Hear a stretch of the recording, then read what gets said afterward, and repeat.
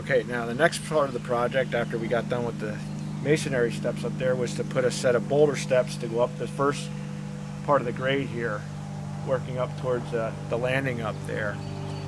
We used flat boulder steps, and we're gonna retain the sides of this bank now with boulders and create some planting pockets and areas for some color, flower color, and things like that to kind of give it a little more life and color.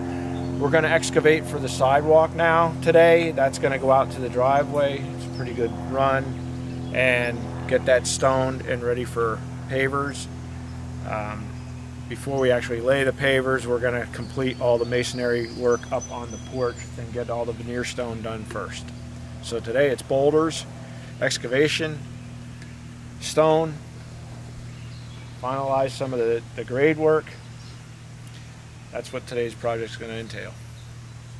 Now we got to get to work.